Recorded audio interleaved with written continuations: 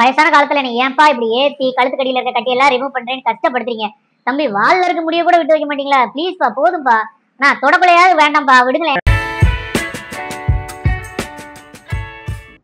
வணக்கம் நண்பர்களே, இவங்க பேர் தான் ஜெம்சி. ஸோ இவங்க பார்த்தீங்கன்னா ஒரு ஓல்டஸ்ட் ஜெர்மன் ஷெப்பர்ட் என்கிட்ட வந்ததுலேயே. இவங்களுடைய வயசு கிட்டத்தட்ட 12லேருந்து 13 இருக்குன்னு சொன்னாங்க. ஆக்சுவலாக பார்த்தீங்கன்னா ரொம்ப ரொம்ப ஓல்டுங்க. அவங்களால எந்திரிச்சு நிற்கவே முடியல. ரொம்ப ஸ்கின்னியாக இருந்தாங்க.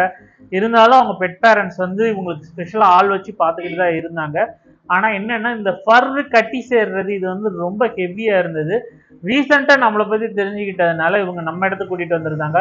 நம்மளும் ஃபுல்லாக க்ரூமிங் பண்ண ஆரம்பிச்சாச்சு.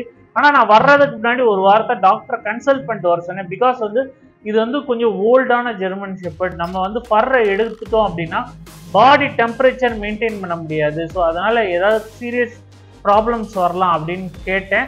அவங்க டாக்டர் வந்து கன்சல்ட் பண்ணதில் வந்து ஒன்றும் பிரச்சனை இல்லை, நீங்கள் தாராளமாக ரிமூவ் பண்ணிடுங்கன்னாங்க. நானும் ரிமூவ் பண்ண ஆரம்பிச்சாச்சு.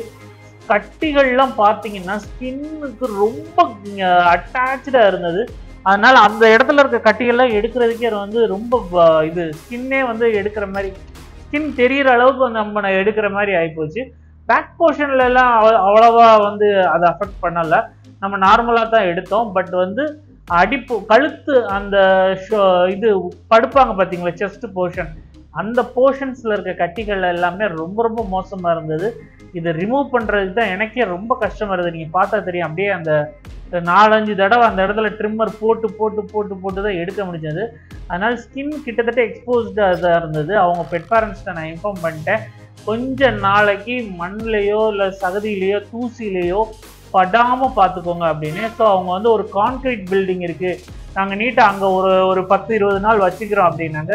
ஸோ ஓகே, அதே மாதிரியே பார்த்துக்கோங்கன்னாச்சு. ஸோ நீட்டாக அவருக்கு வந்து ஃபர் கட் பண்ணி விட்டு லாஸ்ட்டாக குளிப்பாட்ட ஆரம்பிச்சாச்சு. குளிப்பாட்டும் போது பார்த்தீங்கன்னா படுக்கலை, நின்றுக்கிட்டே தான் இருந்தார். பட் ஃபர் கட் பண்ணும்போது சுத்தமாக அவரால் நிற்க முடியல, படுத்தே தான் கிடந்தார். கொஞ்சம் ஓரளவுக்கு ஒரு ரியலைசேஷன், ஓகே இவங்க வந்து ஒரு நல்ல இடத்துக்கு தான் கூட்டிகிட்டு வந்துருக்காங்க, ஒரு பயம் இல்லாமல் மாற ஆரம்பிச்சிட்டார். அதுக்கப்புறம் பார்த்தீங்கன்னா நல்லா இது போட்டு ஷாம்பு போட்டு ஸ்க்ரப் பண்ணி அவங்களுக்கு தேய்ச்சி விட்டு குளிப்பாட்டியாச்சு. நீங்கள் பார்த்தா தெரியும் ஸ்கின்னியே எவ்வளோ எலும்புலாம் தெரியுது பார்த்தீங்களா. ஏஜ் ஆச்சு தான் இதுதாங்க உங்கள் டாகுக்கு நடக்க போகிறது. ஸோ அதனால் வந்து நல்லபடியாக பார்த்துக்கோங்க. உங்கள் பெட் பேரண்ட்ஸ் இவ்வளோ ஏஜ்டான டாகாக இருந்தாலும் ப்ராப்பராக மெயின்டைன் பண்ணுறது வந்து எனக்கே வந்து ரொம்ப சாட்டிஸ்ஃபேக்ஷனாக இருந்தது. ஒரு சின்ன சந்தோஷம், ஒரு ஹியூமனிட்டி என்னால் பார்க்க முடிஞ்சது. ஸோ இந்த வீடியோ உங்களுக்கு பிடிச்சிருந்தா லைக், ஷேர்ஸ் அண்ட் சப்ஸ்கிரைப். நம்ம அடுத்த வீடியோ பார்ப்போம் கைஸ். பாய்.